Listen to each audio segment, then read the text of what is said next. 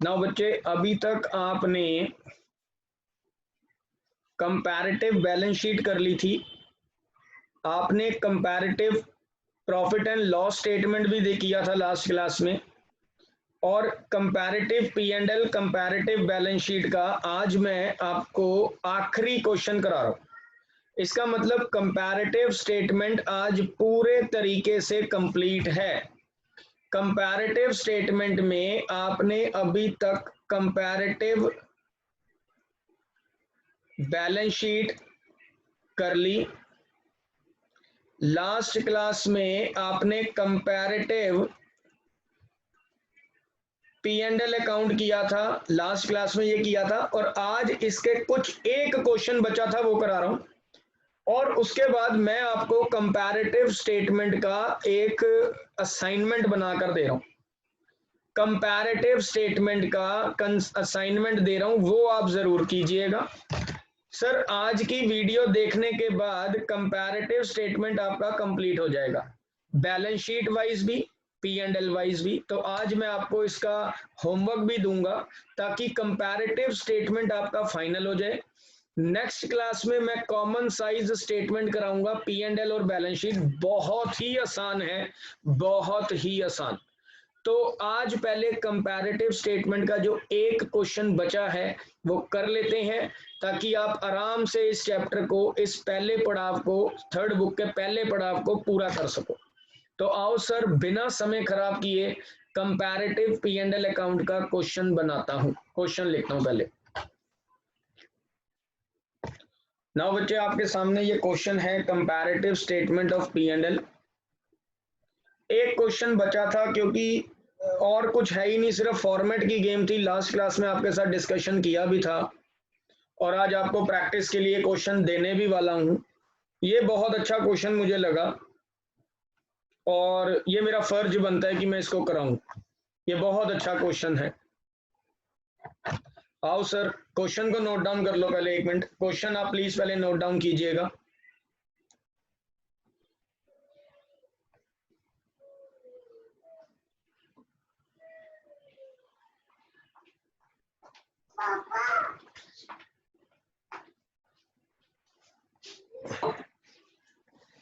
Question note down हो गया। Now अब हम कंपैरेटिव स्टेटमेंट बनाएंगे, P and L, comparative statement of P and L.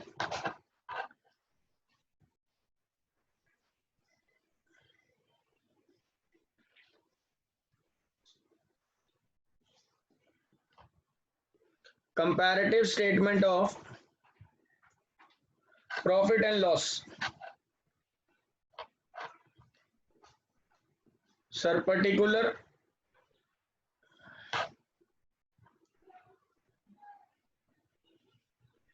Note number 31 March 19, 31 March 20, absolute change and percentage change. Now बच्चे, सबसे पहले comparative statement जब हम बनाते हैं, सबसे पहले आता है रेवेन्यू फ्रॉम ऑपरेशन। आराम से देखिए क्वेश्चन में, रेवेन्यू फ्रॉम ऑपरेशन 5 लाख और 320, सॉरी 19 में 320 है, 19 में 3,20,000 है, और यहां पे 5 लाख है। एब्सोल्यूट चेंज कंपैरेटिव स्टेटमेंट में चेंज, एब्सोल्यूट चेंज 1,80,000 पॉजिटिव है। तो 1,80,000 divide by 3,20,000, 1,80,000 divide by 3,20,000 multiply by 100, कितना आ गया सर? ये आ रहा है 56.25, 56.25। तो ये परसेंटेज हमने लिख दी 56.25। रेवेन्यू फ्रॉम ऑपरेशन के बाद अदर इनकम आती है, बट अदर इनकम नहीं है क्वेश्चन में, तो यहीं पे मेरा ये फाइनल जवाब है। यानी कि रेवेन्यू फ्रॉम ऑपरेशन के बाद इसको आप अंडरलाइन कीजिएगा। अब इसमें से ये पहला पॉइंट था, यही टोटल रेवेन्यू था। अब दूसरा पॉइंट जो है वो है एक्सपेंसेस। अब एक्सपेंसेस की लिस्ट रेडी करते हैं। सबसे पहला है purchase of stock in trade 2.5 lakh और 4.5 lakh. Purchase of stock in trade SIT सबसे पहले 2.5 लाख और फिर है 4.5 लाख। तो ये इंक्रीज हो रहा है कितने से? पॉजिटिव इंक्रीज है 2 लाख से। तो ये आ जाएगा 2 lakh divide by 2.5 lakh multiply by 100। 2 lakh divide by 2.5 lakh multiply by 100, ये आ रहा है 80%, 80.00, 80%।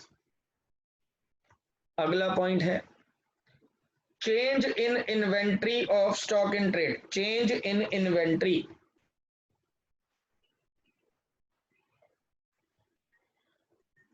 Change in inventory sir 50,000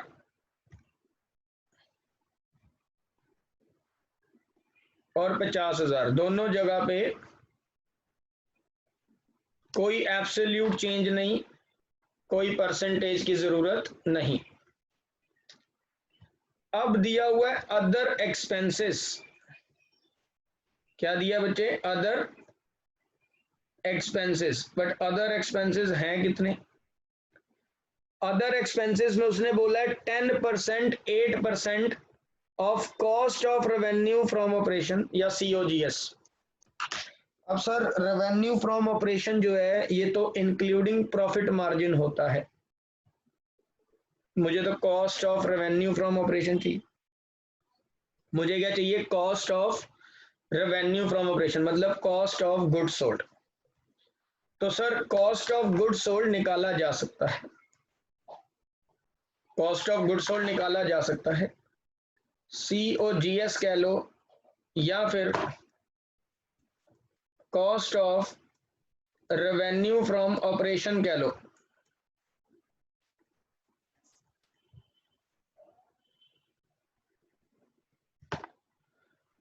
formula होता है purchases plus change in inventory. अब परचेजेस कितनी है? 2019 की। सर 2019 की परचेजेस है 2.5 लाख और चेंज इन इन्वेंट्री पॉजिटिव है तो प्लस हो जाएगा। तो 2.5 लाख और चेंज इन इन्वेंट्री पॉजिटिव है तो प्लस का साइन आएगा, ये हो गया 3 लाख। और 2020 की परचेजेस हैं 4.5 लाख और 50,000 चेंज इन इन्वेंट्री। 4.5 लाख और चेंज इन इन्वेंट्री भी पॉजिटिव है तो प्लस होगा, यह आ जाएगा 5 लाख। तो अगर मैं अदर एक्सपेंसेस की बात करता हूं, अदर एक्सपेंसेस 2019 में 10% ऑफ COGS थे या cost of revenue from operation थे। तो ये जो हो जाएगा 10% ऑफ 3 लाख, तो ये 30,000 रुपये। तो यहां डालो वर्किंग नोट नंबर 1 30,000, ये रहा वर्किंग नोट नंबर 1। और 2020 में 8% थे, 8% ऑफ 5 लाख यानी कि 40,000। तो यहां आ गया 40,000, इंक्रीज हो गया 10,000, तो यह आ जाएगा 10,000 डिवाइड बाय 30,000 मल्टीप्लाई बाय 100, तो यह आ जाएगा 33.33। तो अब इसको अंडरलाइन कीजिएगा, ये आ जाएंगे टोटल एक्सपेंसेस। ढाई, तीन, तीन 30, 4.5, 5, 5 40, 3 30 और 5 40, डिफरेंस है 2,10,000 का। तो 2,10,000 divide by 3,30,000 multiply by 100, 2,10,000 divide by 330 multiply by 100, ये आ रहा है 63.64%। 63.64%। अब इसमें ये टोटल एक्सपेंसेस थे मेरे, क्या थे बच्चे? Total expenses. तो प्रॉफिट बिफोर टैक्स कितना है, इसको अंडरलाइन कीजिएगा। Profit before tax, profit before tax 320, 330, तो ये तो घाटे का सौदा हो गया, तो ये तो 10,000 घाटा हो गया, लॉस आ गया, ये तो लॉस आ गया। और इधर 5 में से ये भी लॉस है, तो लॉस 10,000 से बढ़कर 40,000 का हो गया, तो 30,000 लॉस इंक्रीज हो गया। 10,000 का घाटा था जो अब 40 का हो चुका है, तो 30,000 हाल ही में बढ़ा है, तो लॉस बढ़ा है, नेगेटिव साइन रहेगा। तो 30,000 डिवाइड बाय 10,000 मल्टीप्लाई बाय 100, ये आ गया 300%। 300%। अब इसमें से माइनस क्या करते हैं? टैक्स, निल निल निल निल। क्यों? क्योंकि जब लॉस है तो टैक्स किस बात का? लॉसेस में हमें कोई टैक्सेस नहीं देने होते। तो प्रॉफिट आफ्टर टैक्स 10,000, 40,000, यहां वही सेम 30,000 और यहां 300%। लो जी, लॉसेस के वक्त हमें किसी प्रकार का कोई टैक्स नहीं देना था। तो मेन जो पॉइंट थे वो दो, सबसे पहले अदर एक्सपेंसेस निकालना था जो कि COGS से निकलेगा या cost of revenue from operation से। तो cost of revenue from operation कैसे आता है? Purchases plus change in inventory. अब चेंज इन इन्वेंट्री पॉजिटिव थी तो प्लस ही हुआ, अगर ये माइनस में दी होती तो यहाँ प्लस की जगह पे माइनस कर देते।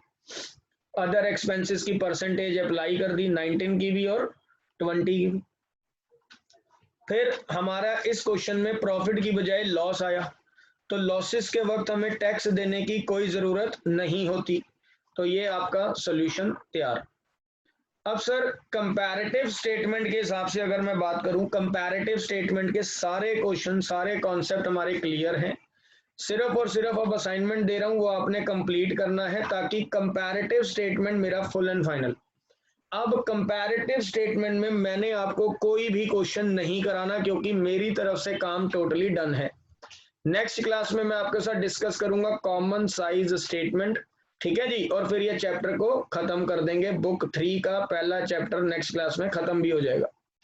लेकिन उससे पहले आप ये comparative balance sheet, comparative P&L का होमवर्क करके देंगे।